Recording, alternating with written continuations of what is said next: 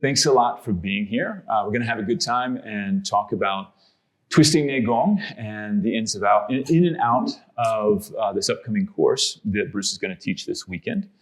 Again, called Art of the Spiral, Twisting Neigong within Tai Chi and Bagua. Bruce will be teaching the Tai Chi portion, and we've done a pre-recorded course with Paul Cavel on twisting within Bagua, where he's using the 3 unification exercises of Bagua to give a good container for understanding the Neigong of twisting. So it's awesome.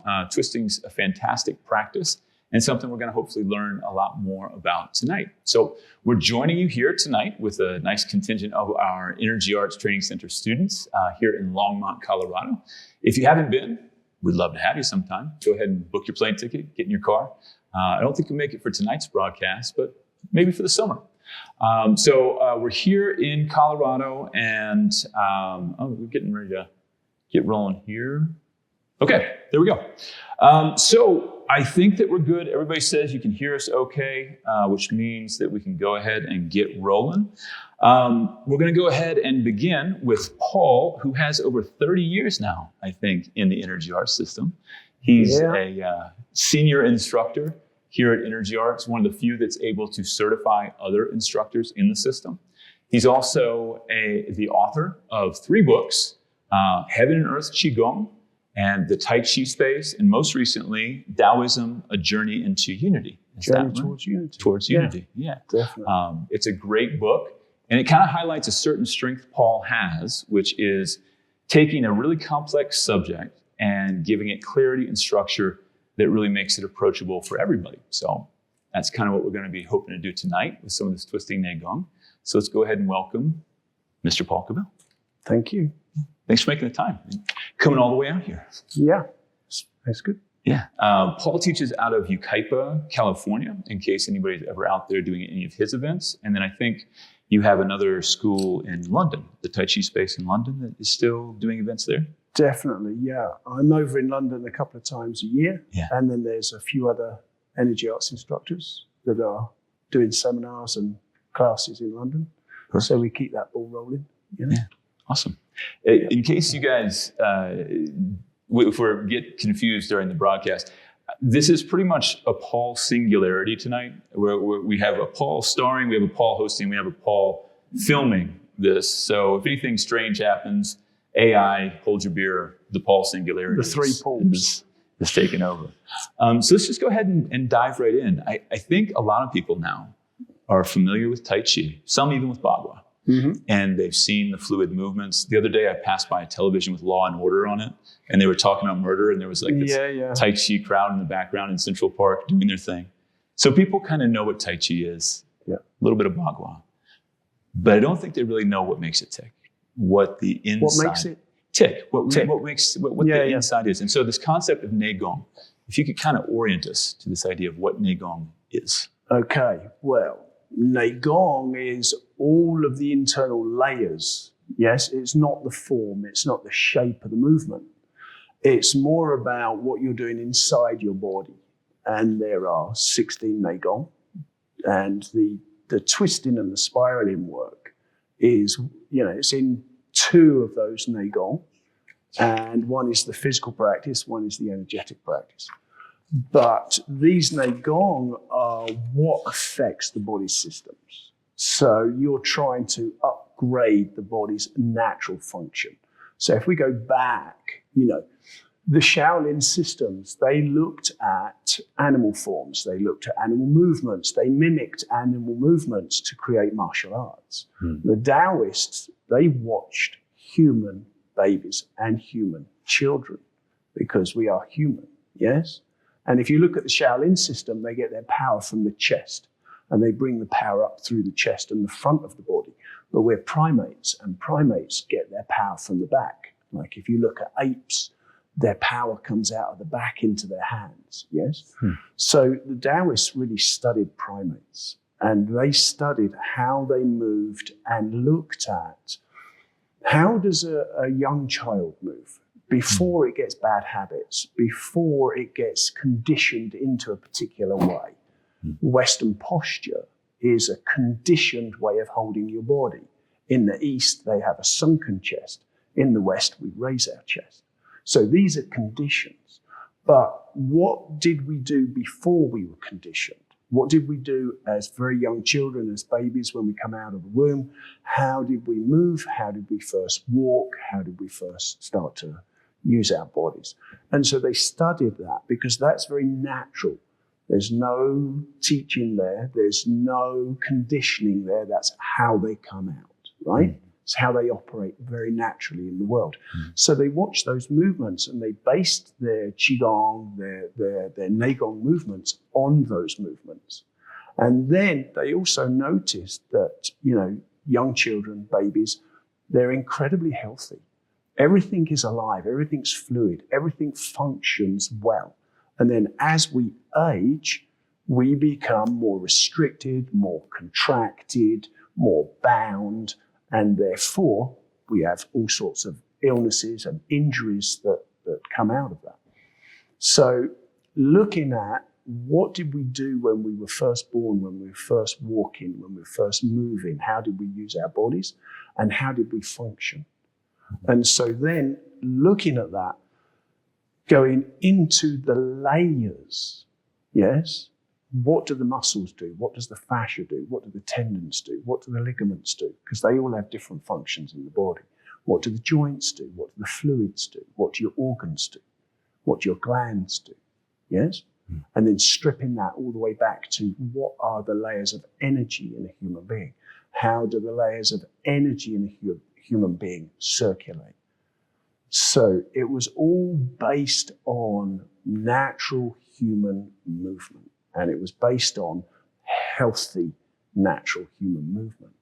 And so through a lot of study, through a lot of deep meditation practice, they went inside and found how the human being worked and what it was made up of. Mm. And then they split it into these systems, and not in the way that we see systems in the West, but how the body integrates on various layers. And so these became the Neigong, and then the integration of those Neigong became the goal of Neigong training, to bring alive and to integrate all the layers of what happens naturally in your body. But then how to take that beyond normal functioning, yes? Like, you're driving a car. Are you driving a family saloon, or are you driving a Formula One? The Formula One is set up for doing a lot more than a family saloon can do, yes? So they looked at how can you take a person to the absolute pinnacle of their ability, yes? So this is like the journey of Neigong, if you will, very short look at the journey of Neigong. And of course, the twisting and spiraling work is one or two aspects of that Neigong. It's one of the ways that you connect up the whole body. It's one of the ways that you can move the whole body. Mm. Yeah? Wow. Okay. Yeah. So that's a little into that. Great.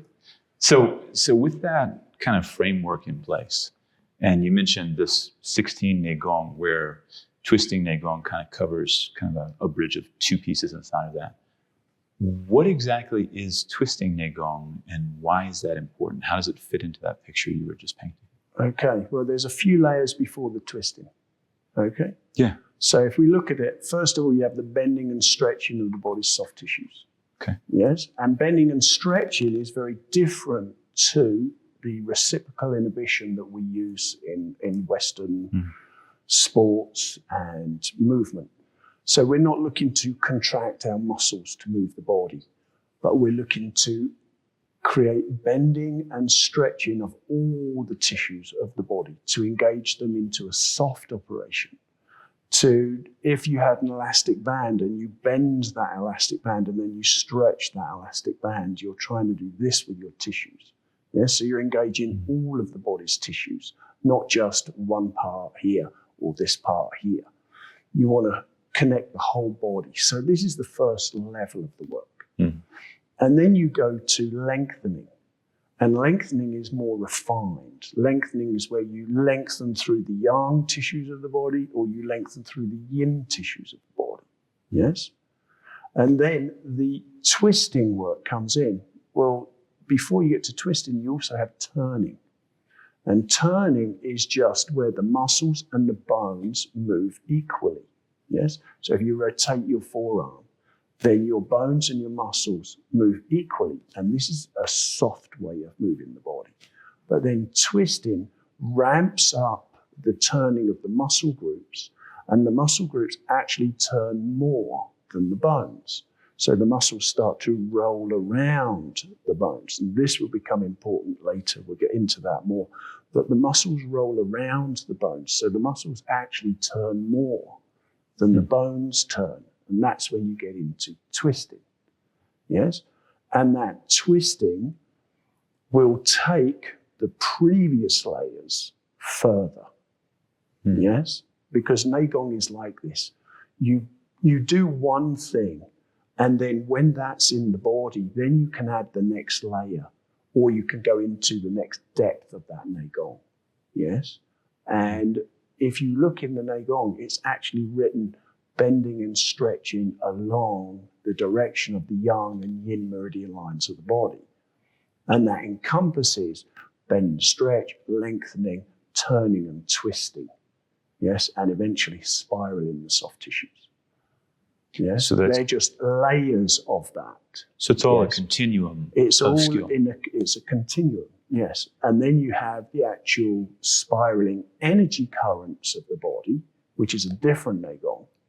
And that is what powers the turning and twisting of the body's tissues. And that's non-physical, that's more the energetic That's pure energetic of training. what spiraling is. Yes, so first you need to set up the body so it can actually move in those ways, and then you get the juice to run through the body, and then the juice will power the body. Yes, but if the body's stuck, clogged and bound, and you put the juice through the body, there can be a disconnect. Yes, so you've got the electricity coming to the socket, but your unit is not plugged in, so nothing happens, right? It's got to be plugged in. And in this sense, plugging it in means you have freed the body up enough that when the spiraling current goes through the body, it picks up and moves your flesh for you. Yes? Got it. So then it becomes very soft in application, whereas the initial twisting work can be quite strong because you're in the freeing up the body from its bindings. And so what's clogged is being opened and released. So you're creating a body that can handle the voltage, that can handle the juice. Definitely. Yeah. So that's great. That's a really fantastic way to put it. So if you're creating this body that is open, that is clear, that can handle the more energetic aspects of spiraling, how is twisting doing that? Why does twisting clear the body? What is it doing inside? Okay, well, let's look at this. Energy naturally moves in spirals through the body. Your muscle fiber is actually a spiraled fiber. It's not straight lines. So we move our body in straight lines. That's a conditioned and learned habit. Yes? And you kind of need to do that when you're very young so that you can walk. Because if you were just spiraling around like this, you're never going to get anywhere, right? I mean, I watch my children grow up, and the first thing you notice is they're like this. They're trying to work out what's going on, And then they work out what's going on, and they have to, the crawling phase gets them into linear motion. They don't spiral into the crawl, do they? They move in a linear way into that crawl. Yeah. So they have to learn linear motion, how to get up and move around. And then over time, we lose our ability to spiral. Yes? And so we kind of relearn it through Neigong. Yeah. Yes? Yeah. Are we good? Yeah, we're good. So with that, it's like you've got to open up the body, because let's look at it this way. Aging, illness, injury, stress, trauma shuts the body down. But also we get into certain patterns of movement, and we rely on those patterns of movement. And then we shut down all these other possibilities. I mean, you've done Kung Fu, right? You've done martial arts and stuff. Yeah. Yeah, Yes? that was something I did when I was The younger. worst opponents are young children because they're unpredictable. Adults are very predictable because they have learned patterns of motion. And the problem with that is they've shut down all the other possibilities to hone those specific learned patterns of motion. So when you're a child, you have all these options and variants and this whole range of motion, which slowly narrows down over time. And so the body closes down through this, as well as the aging, the illness, the injury, and the trauma, right? So as the body closes down, you need to do something that frees the body up again, yes? So that's the Neigong. And the first stage is bending and stretching. Because bend and stretch will loosen the tissues to a certain degree. Twisting will loosen the tissues way more. Yes? So you're getting deeper in.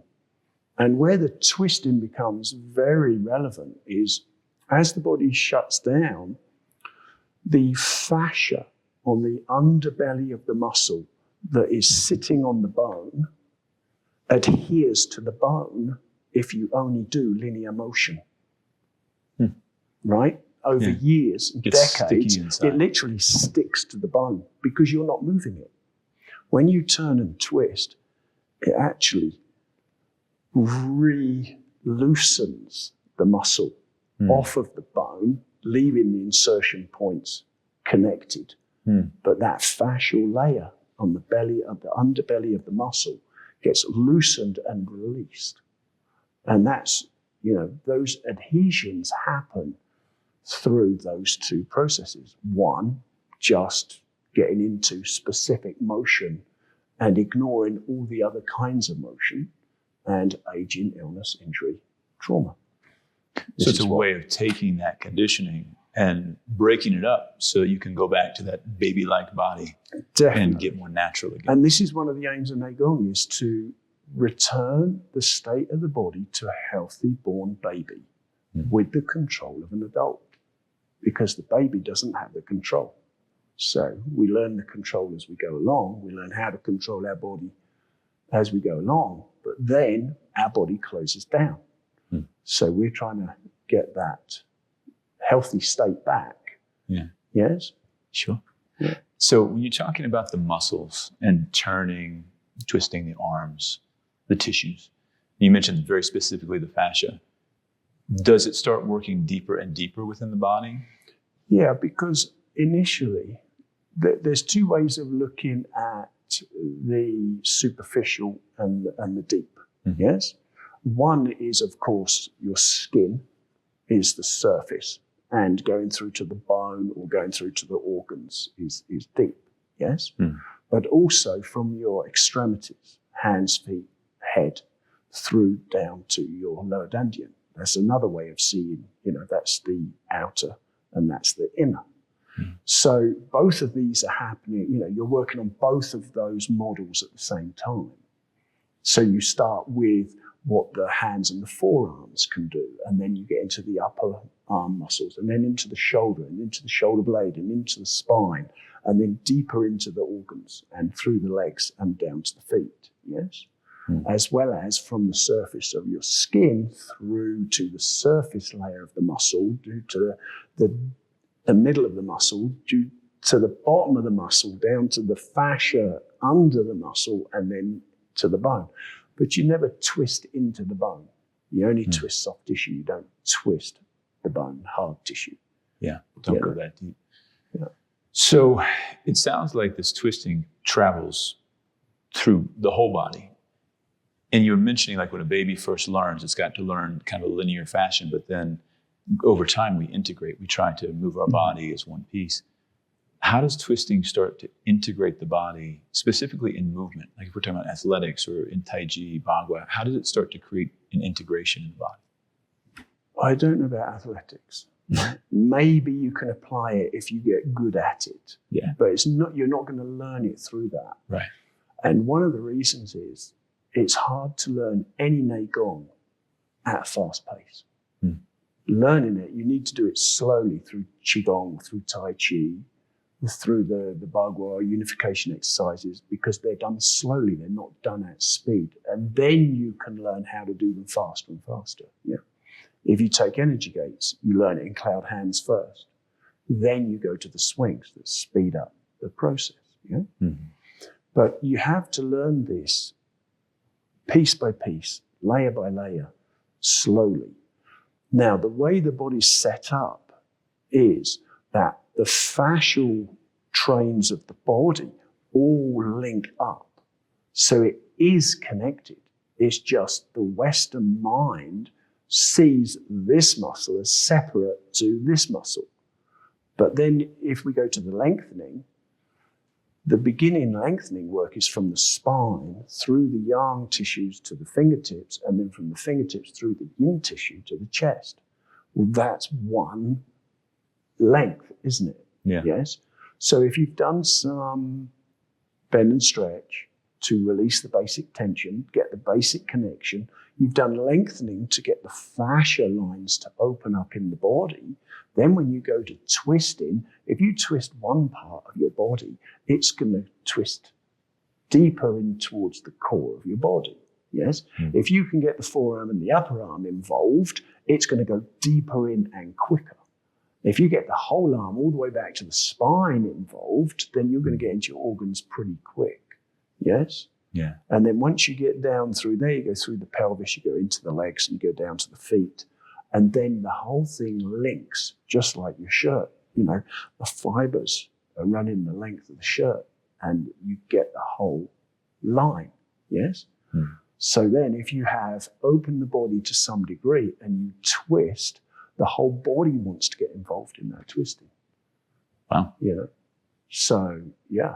I mean, and again, it's connecting from the fingertips all the way down to the feet, and from the surface of the skin all the way into the core. Yeah. You know? So with that in mind, it starts to become a lot more obvious why it's such an integral part of Tai Chi and Bagua as arts. I mean, people who have practiced them for quite some time, they kind of have heard a lot of times about things like silk reeling, silk pulling, stuff like that. Do Bagua and Tai Chi do this the same way? Or are there differences in the way that Neigong is approached within the two systems? I mean, there's some differences, but it's basically the same thing. It's how you apply it is different. It's not what it is that's different. You know, Tai Chi goes to 70% of your ability, capacity, strength. Bagua goes to 80%. So that's why Bagua is seen as a yang art and Tai Chi is seen as a yin art. And it's not that you're connecting up all the same things. Tai Chi comes much more from the lower dantian. Bagua comes from the foot and the lower dantian. And so there's some differences. But again, you generally learn it through some kind of basic movement. Like you can learn it through cloud hands or circling hands. You can learn it through heaven and earth. You can learn it through God's plan in the clouds or whatever. But some kind of Neigong practice to get it in the body. Gotta be a container. Tai Chi circling hands is great because it's got all the waist turning, weight shifting, as well as all the twisting of the tissues. Yeah. And then that gives you the connections and the contact to put it in your Tai Chi or to put it in your Bagua. And then you're just tinkering with the flavor of it. You know, it's all ice cream, vanilla or chocolate chip. It's like, you know, but it's basically ice cream. You know? Yeah. So it's like a spectrum of yin and yang approaches to the same skill. Yeah, and yet both arts employ yin and yang techniques. So from one perspective, they can be seen as quite different. You know, Tai Chi's yin, Bagua's yang. But then from another perspective, both operate the gamut of yin to yang. So from that perspective, they're both the same. So there's a lot of crossover. Layers and layers. And then there's these, you know, flavors that just nail that particular art or that particular art. So speaking of flavors, inside of Tai Chi, you have these kind of comparisons to silk. Like I think usually it's silk reeling. And in Bagua, we've used other terms before that I've heard you go over. So those two flavors. Luo Sijing. Yeah, that's the one I was trying to come up with. Drilling power. Yeah, can you, using that framework you were just kind of talking about, can you kind of compare those two things? Okay, well, the story with the pulling silk is if you get the thread from the cocoon and you start to pull the silk, if you pull it too quickly, it snaps. If you pull it and stop and pull it, it snaps, right? So what you have to do is you have to take it and you have to very smoothly, evenly, and continuously pull the thread of silk from the cocoon, and then it comes out in a thread, right? So it has to be smooth, soft, and constant. And that's quality of Tai Chi, if you will. And when you go to Bagua, it's seen more as a drill. So if you take, like a portable screwdriver drill machine, the power is coming from the machine. And then you can put whatever bit in to drill into whatever material. So a twist drill for wood, a ceramic drill for that, whatever.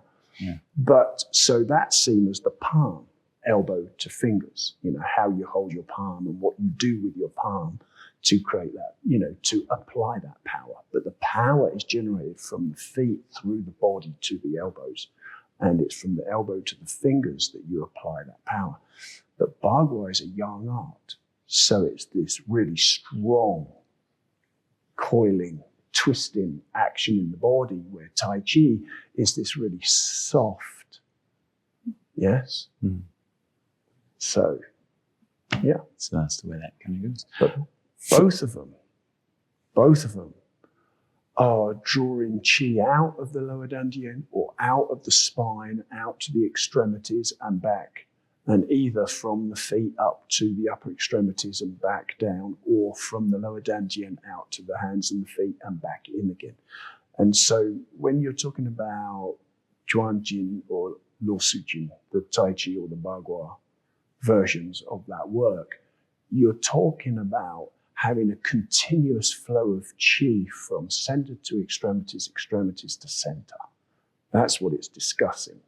And it's constant, it's soft, and it's continuous in Tai Chi, and it's constant, it's strong, and it's continuous in Bagua. Inside of Bagua. Yeah. And that energetic consistency starts to lead the physical body Exactly. to create that power and health. Exactly. So inside initially you're doing the physical twisting and turning work in order to get the chi to flow. And then once you've got the body connected up, freed up, and the chi starts to flow, then you switch to getting the chi to flow to move the body. And this is why it's called Qi Gong, because it's energy skill. But the energy will only really come online if the physical body is set up for it. Right. Yeah. So this is why You can't just picture it and say, there we go. Now we're set. In our school, we always start with something physical, and then we work through the fluids, and then we get to the chi. Right? And twisting is no exception. Perfect. That's really clear. For those of you out there joining in, just so you know, I am reserving some time here at the end to ask your questions. But sometimes it takes a little bit of time to be able to type them into the chat. So at this point, I'll start kind of keeping a little bit of an eye on the chat as you guys come up with questions. And in just a moment, we'll kind of segue into that. And if you guys have some in the room, then we'll also toss you a mic and you can let us know what you're thinking. But you'll have a chance for some questions here momentarily. Before we do that, I wanted to ask you on a personal level, when you started doing twisting, well, one, what was the first memory you have of coming into contact with this material? And then what did it do inside of your body, your practice? How did it unfold for you? Well, when I first contacted it, I found it clearly defined where my body was blocked. Because you would try to do a twisting or a spiraling through your body, and it would work in some areas, and then there would be dead spaces, and then it would work in other areas, and then there again a gap, and so on. So it really can pinpoint where you need to work. And it's not necessarily that you have to work on that spot solely through the twisting work, but it really shows up where you're blocked and where you're stuck and where you're bound. And then when you start to get that twisting in, when you get into those spaces, it starts to release a lot of material. And I'm not just talking about like the physical side of things. Generally, in these blocked spaces, there are other energies, a lot of emotional or mental energies that are bound in that space. So you start releasing that, and then that gives you direction into the meditation practices to clear out those energies, because that's a better way to deal with them than just through the physical body, right? Sure. So then you're getting into the realms of chi with the capital C. Yes? Yeah. Not chi as in the body's energy, but then the energy is going up into the mind and the spirit and da-da-da. So yeah, but it starts to release some of that and give you access to those things. It starts to make you aware of those things. And then, of course, you start to connect more and more of the body up, and then it starts to like join, you know? Yeah. Then it starts to become more constant, which then again throws up the areas that haven't opened up yet, and so on and so forth. And so this is a kind of one of the ways that Neigong gets you to tumble into yourself. No, that's a great phrase. You just kind of tumble into yourself. It's like a passive falling into your own skill. Where it starts showing stuff up, and you've got a choice. Then you either ignore it or you do something about it. Yeah. Well, inside of what you're just saying, and if you guys are on here, just so you know, we're not the voice function for asking questions is a little buggy tonight, and so we're going to keep them in the chat. So if you do your questions, please type them. Don't use the little hand raise thing, because it's just a little too buggy for us to try tonight. But if you type them out, I'll start passing them along here in just a moment. And if anybody in here has a question, go ahead and snag the mic and get ready to ask it, because that way I'll be able to throw it to you momentarily. So in a moment, I'll go ahead and start asking Paul your questions. But before we do, I just wanted to kind of piggyback on something you were saying. You were talking about how doing this twisting, it starts physically, and it starts tumbling you inside of yourself to contact these other layers and the depth of your being. How is that? Is that because of this universal quality of a spiral in the world? Like what is doing that? How is it being used? That's the makeup of a human being. Is the spiral? Kind of. But I mean, whether you're turning any of these Neigong, the reason why twisting does it well is because it gets into the nooks and crannies that some of the other Neigong won't touch. Or if they do, they won't get in there quite as deep as quickly. Yes? It's harder to do it for most people through pulsing, for instance, because it's so yin. Yes, it does. It clears out the chi. It connects the body up. It gets the blood and the chi to circulate strongly and all these things. It's really good. But the pulsing really softens the body off. Yes? And twisting really goes into those stuck spots and opens them up. It's more yang in that way. Yes? So, but the makeup of a human being, the whole Russian doll thing, the physical body's here, and then below you have the fascia, which is the chi body, and then you start going in and you hit the emotional body, the mental body, the psychic body, blah, blah. So as your twisting gets deeper and deeper in your body, it starts to disturb those layers of your being. So it's just a very efficient way of getting in and waking stuff up and making you aware of what is inside of you, what you're carrying. Yes? And therefore you have that choice. Yeah. Ignore or do something about it. You know? Okay, let's go ahead and start tossing into some questions. Let's see. We got one from Mark, who is asking. Well, thanks, Mark. You're gonna make my job really easy here.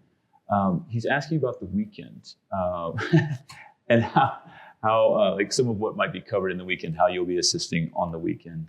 And then I'll go ahead and provide some of the logistical details there, Mark. James, if you don't mind dropping the link to the course in the chat one more time. That's got a lot of those details about like when, how, where, that kind of stuff. But to answer that, we're dealing with a Taoist master from the Chuangzi category. So there'll be some interesting stuff. It's like what we don't know what's going to come out of Bruce's mind and into that space. That is true. Yes. Yeah. Well, and our job is to try and make sense of it. That's right. We'll try and make sense of it. Paul's an excellent translator for Bruce when he starts diving into deep, high-level material. And Paul has a really nice way of kind of contextualizing it, like you've seen from this conversation, and making it understandable and approachable so you can grok what's going on, which is a really cool skill. I will say that the weekend material is going to be more focused on the Tai Chi aspect of what we've been doing. And Paul has already pre-recorded the portion of the course that he's done is centered on 3 unification exercises inside of Bagua. So just like he was saying, there needs to be a container to work from. This is a beginner-friendly container that if you've done a lot of Bagua, you can appreciate because you'll be able to get into the subtlety of it from what you've done previously in the more complicated movements of Bagua to be able to focus exclusively on the Neigong of what the twisting is doing inside of you and then wrap that back into your practice. But what Bruce is doing is focusing more on particularly pulling silk and the twisting Neigong inside of Tai Chi practice, if that helps. And then the rest you can find on that link that James popped into the chat. And then I'll go ahead and start looking here a little bit more. Sorry, guys, give me just a second to kind of try and read through here. What's a good place to start? How do you start this? Like, where's the beginning? Start what? Start twisting, learning twisting Neigong. So where's a good beginner point to begin? Are we talking practice or are we talking in the body? I suppose let's do both. Let's talk about the body first. Okay. The body. Always start with the upper body. In all Neigong training, you start with the upper body because you use your hands and your arms constantly. You have a really good contact. Therefore, it's easier to do it in the arm than it is in the legs, right? So you always start with the upper body, and also it's important that you really do the twisting in the upper body for a period of time because the power that comes from the legs is strong enough that if the upper body isn't prepared, it can tear something. I've heard different ratios. And I think those different ratios are because it depends if you're at the beginning of the journey or further down that journey. But from like 1/3 of the power is from the upper body and 2/3 of the power comes from the lower body. And I've also heard that 1 in the legs is worth 10 in the arms. So if you can imagine that, 1 in the legs worth 10 in the arms. If the arms aren't prepared and you put 5 in the legs, you could really tear something, right? You could cause yourself a problem. Overdo it. So you start with the upper body, you free up the upper body, and you get control over it. Now, also, you don't do these kind of things with your legs very often, do you? So the upper body has got much more range of motion. And so if you do twisting in the legs, it's really the muscles are moving around the bones, and the bones are not moving all over the place. The bones are either stationary, or you're just shifting your weight or turning, or you're just walking. Yes? Yeah. So you're not doing much motion with the legs. So the twisting is going to go very deep in the body quickly when you go to the legs. So you always start with the upper body. Always start with fingertips to elbow. Yes? that is very easy for someone to get to because you can just turn your hand, right? So you are to some degree turning and twisting those muscles. Yes? The upper arm, that's a little bit more tricky, right? To actually get the muscle to move around the bone in the upper arm. And if you guys are watching this out there right now, do it. Try it. Like turn your the forearm, shoulder. Turn your hand, and see what he's talking about. Like to get that feeling inside of your arm.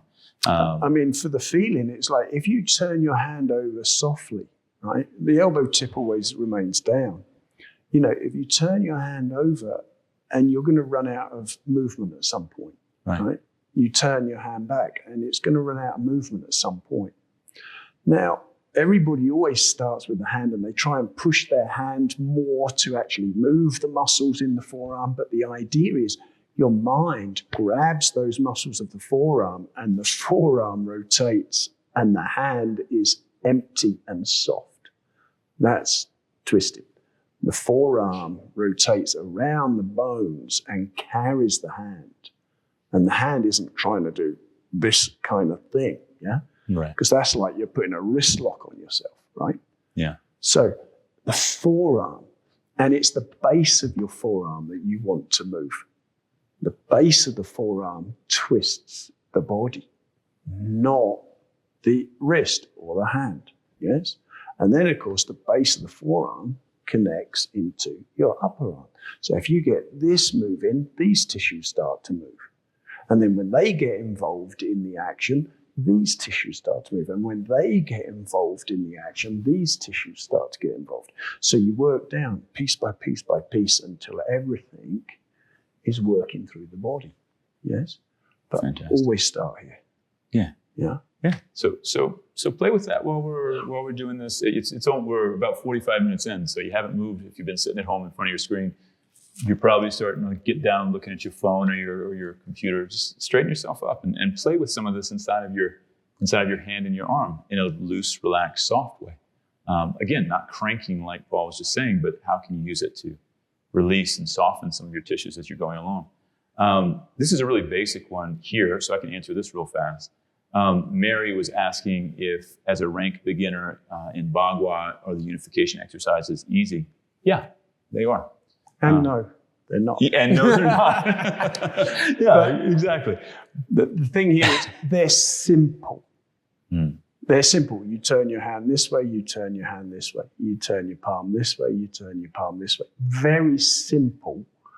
And then with that simplicity of motion, you can get into some real depth. So it can get very deep very quickly, especially if you put that extra oomph into it that you do in Bagua.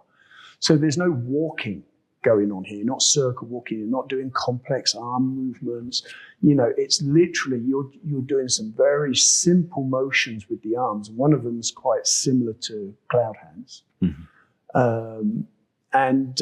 These movements, even though they're simple, they get the body to connect up really quickly, and you can get a real tangible sense of the twisting work. So kind of why we did it that way. Kind of why, yeah. I thought that one through a little bit. Yeah, there was a plan.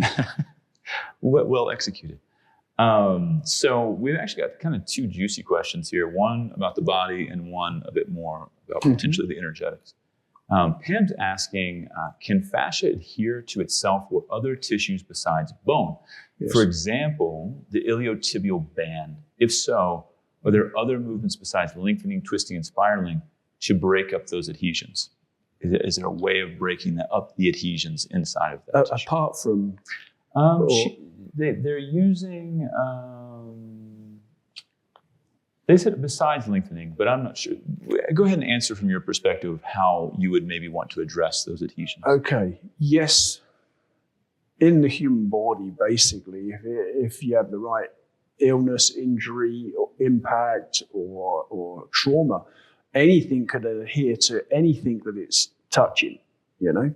Any of those layers can, adhere. I had an adhesion of my lung to my diaphragm for a long time. So, yes, soft tissue can adhere to soft tissue can adhere to hard tissue, yes. And, you know, we're looking at twisting Neigong, which is kind of pulling one thread out of the Neigong and one aspect out of the human body. But all of these Neigong, you know, as much as you have learned, want to be going on at the same time. Or you don't just focus on twisting Neigong for the rest of your days, right? You know, it has to integrate with the other material. So breathing can help. Dissolving can help. Open and closing, pulsing can help. Yes, moving qi through the major and secondary energy channels can help. All the Neigong can help. It's just that if you're talking about adhesions, because of the act of twisting, it kind of helps to pull them apart. Yeah. Right? It's like a massage that you're giving yourself. Yeah, it's that physical twisting that makes the layers in the body separate back to smooth motion. Because if you look at the body, right, you have all these fibers, and the fibers are in layers, and you have all these layers, and in between those layers you have interstitial fluid, yes, like through your muscles, for instance. Mm-hmm. The blood goes through the arteries and veins, but the nutrients are dumped into the interstitial fluid, and the interstitial fluid takes the nutrients to every cell of your body. So if some of these layers don't have the correct amount of interstitial fluid flowing through them, they start to adhere, right? Twisting separates them and gets the fluid back into those layers, right? And so if we're looking at this, there's the physical, as in you twist the muscle itself. That loosens up the layers. The layers loosen up, and that starts to produce more fluid flow through both blood and interstitial fluid. And when it's done well, it will also increase the cerebral spinal fluid. It will also increase the lymph fluid, right? So these flows open up. So now you've gone from the physical material to the fluids. And then that gives you the handoff to the qi, because you see the qi is more subtle than the fluid, and the fluid work is more subtle than the physical. Mm-hmm. Yes, I say fluid is physical, but it's not. It's not muscular. It's not material of this nature, is it? Yeah. You know? Right. So there's this from the fibers and the structures of your soft tissues through to the fluids and then into the realms of qi. And so this is a really good way of getting into the energy of the body. Great. So there you go, Pam. There's a strategy for you. Hopefully that fires off a few possibilities in your mind about how you might want to address that. Let's do two more. We got two more questions and we'll turn you guys loose for the night. I think it's a nice segue here because you were talking about the different aspects of Neigong that you can combine, that kind of start moving together. So Andrew's wondering, how does spiraling relate to opening and closing? Is spiraling considered more advanced, or is it a decent place to start for new students? Now, that is a question, because if he's using the term spiraling, right, then we're in the energetic work. Yeah? Or the high-level tissue work. Or the high-level tissue work. Is there any way you could clarify that for me? Because this goes in two quite radically different directions. Let's keep it to twisting for our conversation, for convenience sake. The first 12 Neigong, if you look at the 16 Neigong, the first 12 are the preparatory phases of Neigong. Yes? The last 4 is the completion phase. I highly recommend reading our list of Neigong, looking at what the first 12 are, and looking at what the last 4 are. Yes? Because when you start tuning into it in that way, those 12 Neigong include lengthening, bending and stretching, twisting, open and closing, breathing, working with the etheric field. So they're not really seen as more advanced than each other. And when you get into Neigong, there's beginning in every Neigong, intermediate and advanced work in all of the Neigong. So if you're doing advanced twisting and intermediate or beginning pulsing, then yes, that's more advanced. If it was vice versa, then no, it isn't, right? But the idea is to balance the Neigong. It's not to have this one doing really well and these others so-so.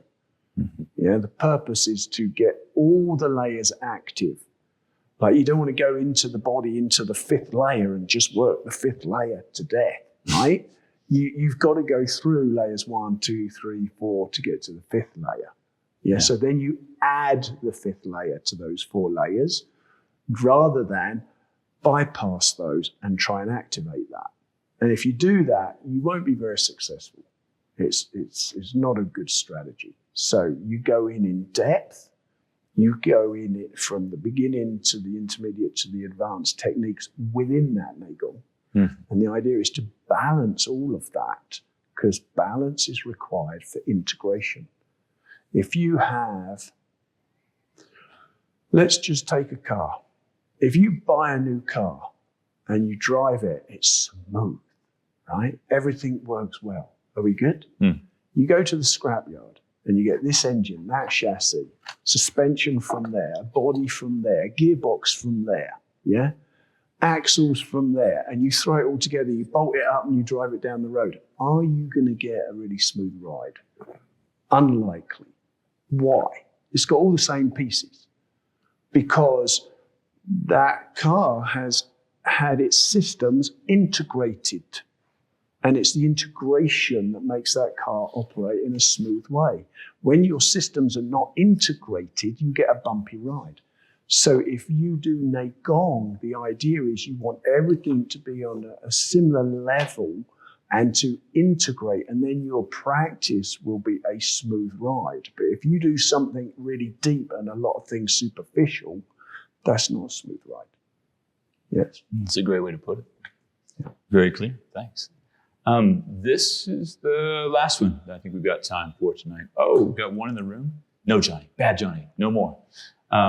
Yeah. Okay. Go for it. Yeah. You go ahead and ask. And then I'm going to ask one more online. How does wrapping relate to twisting? Yeah. Well, wrapping is different to twisting. Is this like East Coast wrap, West Coast wrap? Yeah. But I'm getting there. If you look, if you're looking at wrapping, you're looking at the horizontal collateral lengthening of the fascia, and wrapping is related to lengthening. Lengthening is going up the length of the body, and wrapping is going around the body.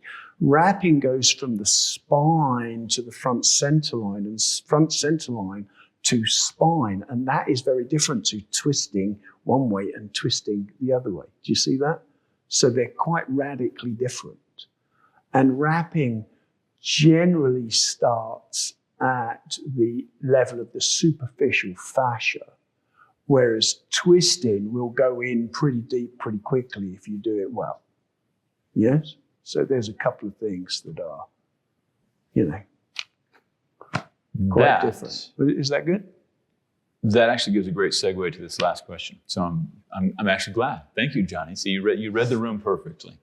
This question is from Susan, and she's wondering, can you turn your waistline, the belt line, not the yow, but keep your hips fixed to the front? Does this not disrupt the 4 points? And does this promote the spiraling energy? Asking for a friend. And then there was another question about the 4 points too. So how does this twisting stuff relate to the turning of the hips and the 4 points? Okay. So first of all, you always keep your 4 points. You don't do something that breaks the 4 points. If you break your 4 points, you disconnect the upper and the lower body. And we are not looking to disintegrate the body. We're always looking to integrate the body. So the first thing is the 4 points always remain connected. Then when you go to turning, you turn the waist and you turn from the quad, those 4 points will turn. and they will remain together. But as you turn, that turning is going to start to twist your thigh muscles, right? Mm-hmm. Because if your knees are aligned and you turn your pelvis, your body has to twist those tissues of the thighs. Otherwise, you're going to rip the body apart, and your body's not going to let you do that. So you turn, you keep your knee alignment, and that starts to twist the thigh muscles. Then the question is, are you turning the waist to turn the thighs, or are you turning and twisting the thighs to turn the waist? And once you get below the superficial level, the twisting of the leg tissues goes inside the box of the 4 points and starts to twist the organs. And so the external fascia and muscles that are around the pelvis and around the rib cage, that can twist around the body without distorting the 4 points. And the twisting of the leg tissues will go inside and start to twist the organs inside of that box. But if you disconnect that box, that twisting won't go, it gets dissipated and it won't go and hit the organs. So why do you want to twist your organs? Well, for a start, if you get to the level of twisting your organs, which takes time because you've got to work out all the stuck material that is superficial to the organs. Yes. So you've got to go through the layers. But if you do arrive at that point, then what's going to happen is all of your organs are going to twist. And what that does is, again, it releases and opens up all those stuck spaces that are not meant to be stuck, right? Mm-hmm. But organ tissue is very soft and delicate, so that twisting has to be really soft into the organs. And therefore, again, 1, you learn the twisting in the upper body. 2, you learn the twisting in the lower body. And 3, you get the twist to go deeper and deeper in the body, layer by layer, yes? So that you don't put too much pressure in the system instantly, yes? And the body's set up in a way that it's rare for an individual to be able to just get into their organs straight away. You know, it takes time. It takes time. And of course, there's a natural movement in the organs. If you walk, you know, your psoas muscles move when you walk. And the organs, some of your organs are sitting, your kidneys sit on those psoas muscles, your bowels sit on those psoas muscles. So they're going to move. They're going to move. So they're used to moving, right? And once those knees become stabilized and you turn the waist, then the twisting of the tissues, the natural twisting of the leg tissues is going to go inside and start moving your organs more and more. Yes? And so, yeah, this is kind of a natural thing that happens in the human body, which takes me back to what I was saying in the beginning, you know. They didn't look at trying to impose unnatural movement onto a human being. They looked at what a human being did and then accentuate that motion, deepen that motion, increase that motion, strengthen that motion, yes? And that built vibrant health and vitality. Fantastic. You're so good. You're starting to preemptively answer questions within questions, because there was somebody asking about internal organs and the health of the internal organs. So that's an affirmative. That's why this stuff does help improve the vitality of your internal organs. That's the mechanism for it. So yes, it does help, and that's why, as Paul was just explaining. There are a few more in here. I think right now is a good time to stop, though. I'll stick around in the chat and try and answer a few more of these for you guys after we end. I will go ahead and just say, Yuri, about your question about physical condition and how to integrate these exercises with more traditional exercises after 50. They do splice in very well. Like, you're able to combine these exercises with things that you're already doing.